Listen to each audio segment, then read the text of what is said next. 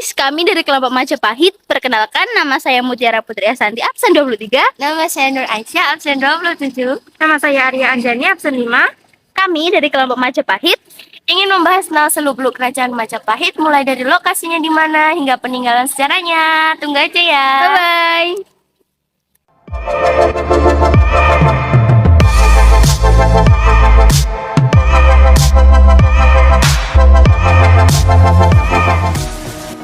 Kerajaan Majapahit. Informasi singkatnya adalah yang pertama, kerajaan Hindu-Buddha terbesar dan terakhir di Indonesia. Yang kedua, berdiri pada abad ke-13 Masehi atau tahun 1293 Masehi sampai abad ke-16. Yang ketiga, didirikan oleh Raden Wijaya, seorang menantu dari Kertanegara, raja terakhir di Singasari pada 10 November 1293. Lokasi Kerajaan Majapahit.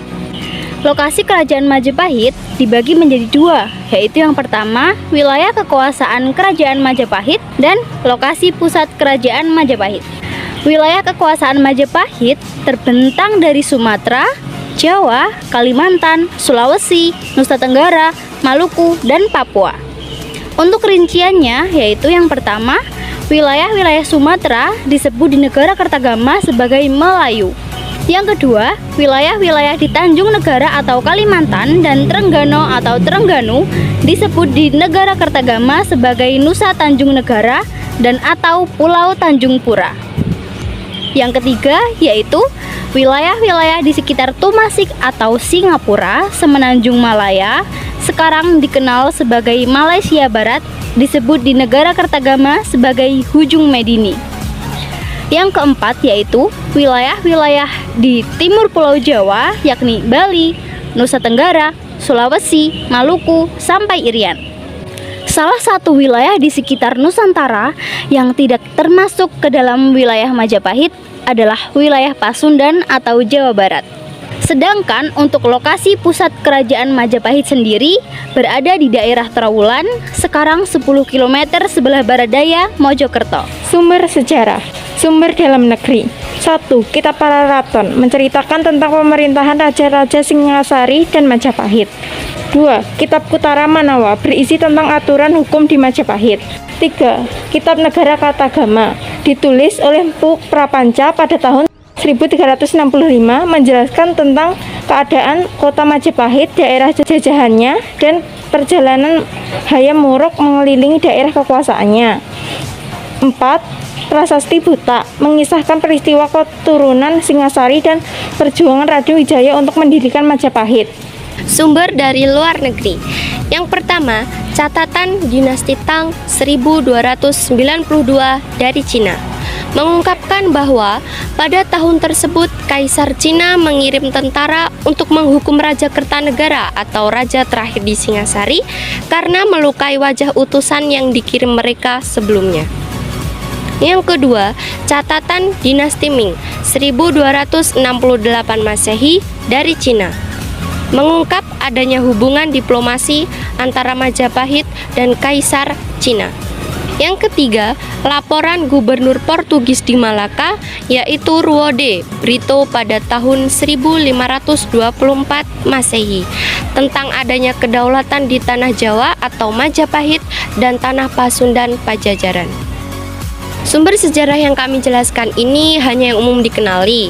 Sebenarnya peninggalan-peninggalan sejarah lain juga dapat menjadi sumber sejarah kerajaan Majapahit. Nanti akan kami sebutkan apa saja peninggalan-peninggalan dari kerajaan ini.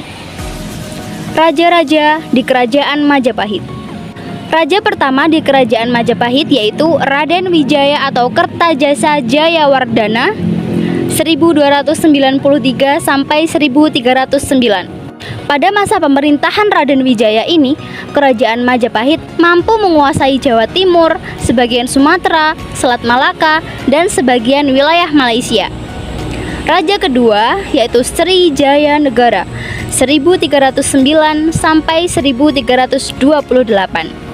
Terjadi peristiwa pemberontakan Gajah Biru pada 1314 dan terjadi pemberontakan Kuti pada 1319. Raja yang ketiga yaitu Dyah Gitarja atau Sri Tribhuwana Tunggadewi Maharajasa Jaya Wisnuwardhani 1328 sampai 1350. Pada masa pemerintahan Dyah Gitarja ini, Gajah Mada diangkat sebagai Perdana Menteri pada tahun 1336 dan ia menerapkan Sumpah Palapa, yaitu tidak memakan buah palapa sebelum beberapa wilayah di Nusantara tunduk di bawah kekuasaan Majapahit. Kerajaan Majapahit pada masa pemerintahan Dyah Gitarja ini juga berhasil menaklukkan Bali pada tahun 1342 dan mengalahkan kerajaan Samudra Pasai di Sumatera pada tahun 1345. Nomor 4. Hayam Wuruk atau Maharaja Sri Rajasanagara 1950 sampai 1389 merupakan periode puncak kekuasaan Majapahit. Seluruh Sumatera, Malaysia, Singapura, pesisir Kalimantan, dari Bali sampai Pulau Nusa Tenggara, sebagian besar Pulau Sulawesi, Kepulauan Maluku, sampai sebagian Papua, bahkan sampai ke Filipina berada di kekuasaan Majapahit. Selain Gajah Mada, berkat Mpu Nala atau Panglima Majapahit, daerah timur Nusantara bisa dikuasai oleh Majapahit dengan armada lautnya. Pada masa ini, Majapahit menjalin kerjasama perdagangan dengan kerajaan luar negeri, yaitu Champa, Kamboja, Siam, Selatan Burma, Vietnam, dan Cina. Terjadi perang Babat pada tahun 1357. Gajah Mada diasingkan dan menghabiskan waktunya menjadi pertapa di Madakaripura atau Purbolinggo. Kerjasama diplomasi dan kerjasama perdagangan dilakukan kerajaan-kerajaan kecil di berbagai wilayah diajak bekerja sama dan bersatu di bawah kekuasaan Majapahit. Yang kelima, Wikramawardhana 1389 sampai 1429. Sebagai besar sejarah Majapahit, isinya hanya perang saudara yang membuat kerajaan-kerajaan di bawahnya satu persatu mulai melepaskan diri. Setelah wafatnya Gajah Mada dan Hayam Wuruk pada periode sebelumnya, pada saat inilah awal mula Majapahit mengalami kemunduran. Yang keenam, Suhita atau Dyah Ayu Kencana Wungu 1429 sampai 1447. Yang ketujuh, Prabu Brawijaya I atau Kertawijaya 1447 sampai 1451. Yang kedelapan, Prabu Brawijaya II atau disebut Raja Sawardhana 1451 sampai 1453. Yang kesembilan, Prabu Brawijaya III atau disebut Girisawardhana 1456 sampai 1466. Yang ke-10, Prabu Brawijaya IV yang disebut Suraprabawa 1466 sampai 1468. Yang ke-11, Prabu Brawijaya V atau disebut Dyah Rana Wijaya 1468 sampai 1478. Terjadi perang antara Brawijaya V dengan Raden Patah yang berakhir dengan runtuhnya kemaharajaan Majapahit dan menjadi bawahan Kesultanan Demak. Yang ke-12, Prabu Brawijaya VI atau yang disebut Giridrawardhana 1478 sampai 1489.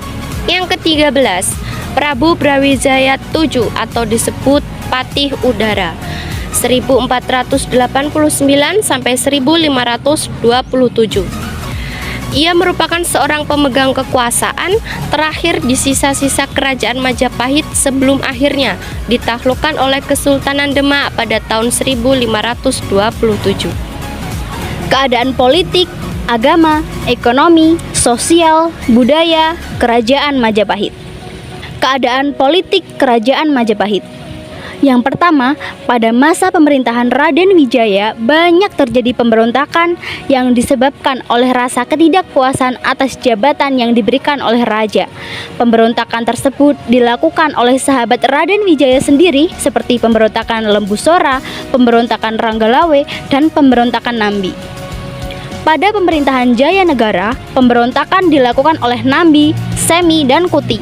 Pada masa ini terjadi peristiwa Patanca, yaitu musibah yang mengejutkan terjadi pada tahun 1328, yakni Raja Jaya Negara dibunuh oleh Tanca, seorang tabib kerajaan, yang kemudian Tanca dibunuh oleh Gajah Mada.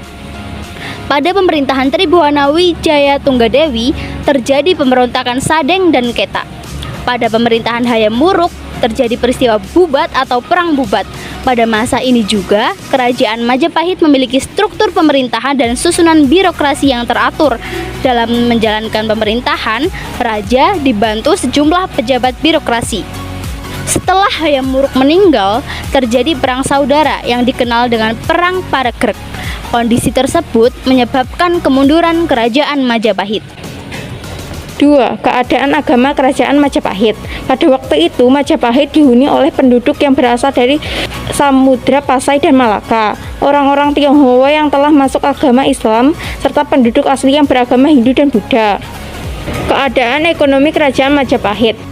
Kemakmuran Majapahit diduga karena majunya pertanian lembah sungai berantas serta dikuasai jalur perdagangan rempah-rempah Maluku. Ekonomi Majapahit semakin menjadi kompleks sehingga memerlukan pecahan uang receh untuk mendorong aktivitas ekonomi mikro di pasar. Karena kebutuhan itu, sejak tahun 1300 Majapahit menyimpan banyak uang keping perunggu dari Tiongkok dan masyarakat Majapahit mulai suka menabung. Yang keempat, keadaan sosial kerajaan di Majapahit. Dalam masyarakat di Kerajaan Majapahit, status wanita lebih rendah dibandingkan dengan pria. Hal ini terlihat dari kewajiban wanita yang hanya melayani suami. Tidak boleh ikut campur dalam urusan apapun. Peraturan ini tertera dalam perundang-undangan di Kerajaan Majapahit dengan tujuan pergaulan bebas antara pria dan wanita dapat dihindari. 5. Keadaan budaya kerajaan di Majapahit. Keadaan budaya Kerajaan Majapahit berkembang sangat pesat terutama di bidang seni dan sastra. Hal ini dibuktikan dengan banyaknya sastra yang dihasilkan seperti Kitab Negara Kertagama, Kitab Sutasoma, dan Kitab Kunjarakarna, dan jejak sejarah kebudayaan lain berupa prasasti dan candi. Peninggalan sejarah. Sebenarnya, peninggalan sejarah Kerajaan Majapahit sekaligus dapat menjadi sumber sejarah. Jadi, di bawah ini mungkin sebagian besar telah disebutkan pada sumber sejarah Kerajaan Majapahit tadi. Yang pertama, candi peninggalan Kerajaan Majapahit, yakni Candi Tikus, Candi Cetha, Candi Sukuh, Candi Bajang Ratu, Candi Wringin Lawang, Candi Jabung, Candi Brahu, Candi Pari, Candi Surawana, dan Candi Wiringin Beranjang. Kitab-kitab. Yang pertama yaitu Kitab Pararaton atau Kitab Raja-Raja yang ditulis oleh Empu Prapanca. Yang kedua, Kitab Negara Kertagama atau Puisi Jawa Kuno ditulis oleh Empu Prapanca. Kitab Sutasoma ditulis oleh Empu Tantular. Kitab Tantu Pagelaran, Kitab Kunjakarna, Kitab Arjuna Wiwaha, Kitab Usana Jawa, dan Kitab Ranggalawe. Prasasti-prasasti, Prasasti Buta, Kudadu, Balawi, Waringin Pitu, Canggu, Karangbogem, Biluwuk, Parung. Kidung-kidung, Kidung Harsawijaya, Panji Wijayakarma, dan Sundawana. Oke, peninggalan menarik Kerajaan Majapahit ini adalah celengan yang berbentuk babi, yang mungkin asal-usul istilah celengan karena kata celeng berarti babi hutan. Peninggalan ini berhubungan dengan keadaan ekonomi Kerajaan Majapahit tadi.